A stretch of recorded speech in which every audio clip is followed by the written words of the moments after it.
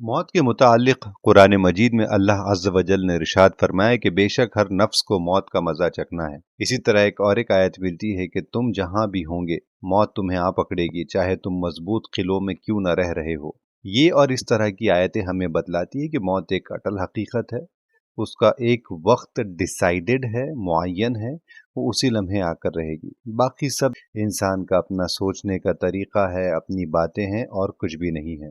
इस सिलसिले में अरबी अदब में एक वाक़या मिलता है कि एक मर्तबा एक मछेरा और एक आदमी आपस में बातें कर रहे थे, तो उस आम आदमी ने मछेरे से पूछा कि तुम्हारे दादा की मौत कैसे हुई? तो मछेरे ने कहा कि वो मछली पकड़ने गए थे, कश्ती डूब गई, मर गए। फिर उसने पूछा तुम्हारे वालिद की मौत कैसे हुई? तो उसने कहा कि इसी तरह का वाक़या हुआ कि मछली पकड़ने गए, कश्ती डूब गई, मर गए।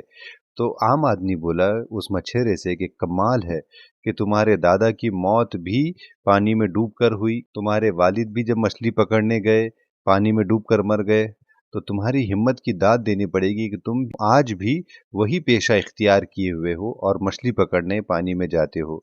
तो मछेरे ने उस आम आदमी से पूछा कि तुम्हारे दादा की मौत कैसे हुई? तो उसने कहा कि घर में बिस्तर पर।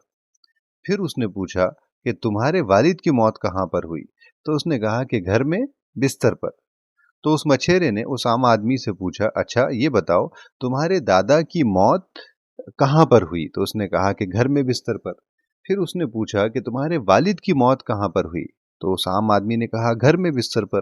तो मछेरा बोला कमाल है, तुम्हारी हिम्मत की भी दाद देना पड़ेगी कि दादा की भी मौत बिस्तर पर हुई घर में, वालिद की मौत भी हुई घर में बिस्तर पर, और फिर आज भी तुम रात में अपने घर में बिस्तर पर सोते हो।